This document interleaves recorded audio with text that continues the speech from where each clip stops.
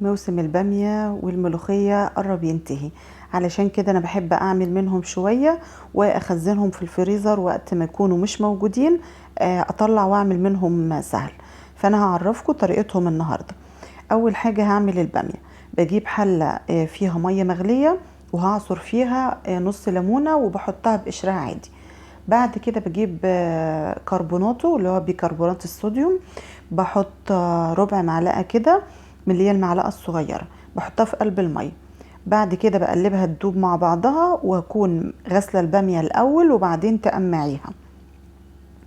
يعني حاولي القمع بتاعها كده ما تاخديش منه كتير عشان ما تنزلش مخاط وكده. هرجع الحلة على النار، تقعد 5 دقايق كمان. وبعد كده هطلعها بقى في قلب مصفى تكون سلك. يعني حاولي تكون واسعة علشان تنزل اي بقعة مية منها. وممكن برضو فوطة مطبخ نظيفة وتفرشيها على الرخامة وتطلعي عليها وتشغلي المروحة علشان بسرعة تبرد معاكي وتنزل اي سوائل منها. انا طلعتها في قلب المصفى السلك اهوت، وتحتها البوله تسقط اي بقعه ميه. الباميه انا بحب اعملها الوسط. بحس بطعم الباميه كده، بحبش الصغنونه قوي ولا بحب الكبيره قوي. خلاص كده هسيبها بقى تحت المروحه تنشف. هعمل الملوخيه بقى. عملت الملوخيه ازاي؟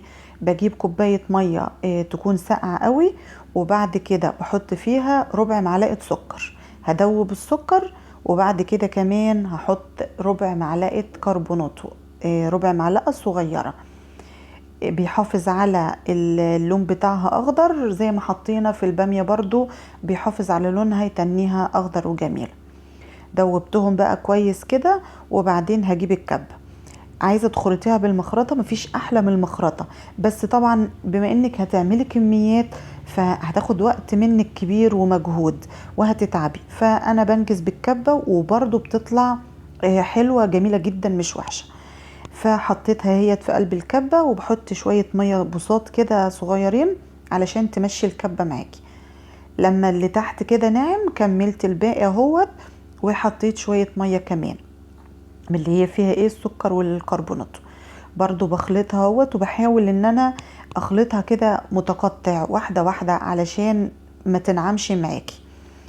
تبقى قريبه من بتاع المخرطه يعني. لونها بيتنيه جميل بالشكل ده كده. والميه بقى فايدتها تخليها طريه وتبقى بتمط معاكي وانت بتطبخيها. والكربوناتو بيحافظ عليها هو والسكر. الطريقة دي جميلة جدا وسهلة جدا، تقدري تعملي كميات كبيرة من غير ما تتعبي، سواء البامية او الملوخية. جربي الطريقتين الاتنين دول، هيعجبوك ان شاء الله وهيقعدوا معاكي من السنة.